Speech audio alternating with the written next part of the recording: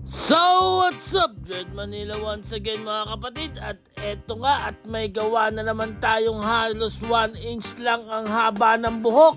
Kakayanin kaya nating kabitan to? Pero bago natin simulan yan, syempre ipakita na muna natin ang buhok ni Sir na napaka-ikse bago natin kabitan ng dreadlocks yan. Kakayanin kaya ng powers natin yan? At eto na nga, bali sinimulan na ni Michael, sectioning yan. Si Michael na walang kahilig-hilig sa pera. Wala akong pakialam sa pera na yan. Gusto ko titi. Titi talaga ang gusto ni Michael. Siya nga pala mga kadibil, magandang balita dahil Pasko ngayon, mamimigay tayo ng t-shirt ng Dread Manila Shop Salon.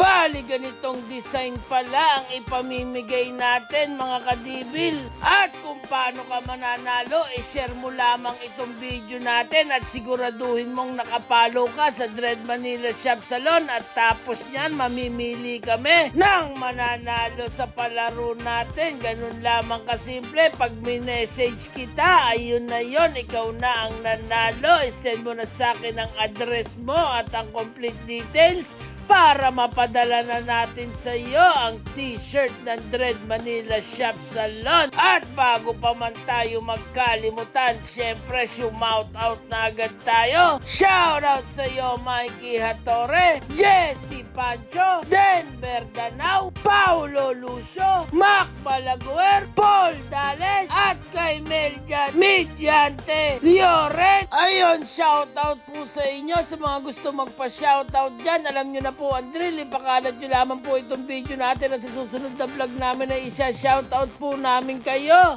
At eto na nga mga kadibil, mukhang kakayanin namang kabitan ni Michael na walang kahilig-hilig sa pera ang halos 1 inch na buhok neto ni Sir. Ang masakit lang dito ay wala tayong available na barbero kaya hindi nagupitan si Sir. Napakaangas sana nito kung nagupitan pa si Sir, kaya lang siya na lang daw ang magpapagupit sa kanyang sarili pagkatapos nating gawin to. Kaya eto na nga mga kadibil, may mga pakunti-unti nang naikakabit si Michael dito.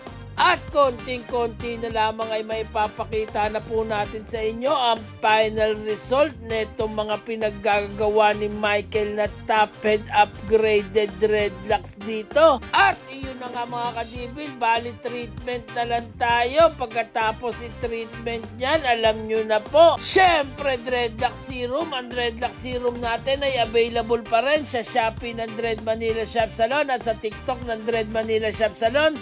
Kailangan nyo po yan pag naka-dreadlocks kayo, pampamoisturize ng anet at pampashiny at pampabango ng inyong mga strands. At syempre ang Devil's Breath para mabangong mabango si Sir pag alis niya rito, pampabango yan ng inyong mga dreadlocks pag hindi kayo maliligo. Napakaayos na ayos gamitin yan.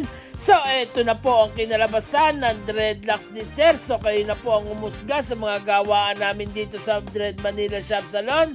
Hanggang sa muli po, maraming salamat sa panonood. Sana po patuloy nyo po kami suportahan at huwag po kayong magsawang manood sa aming mga video. So hanggang dito na lamang po. Boom!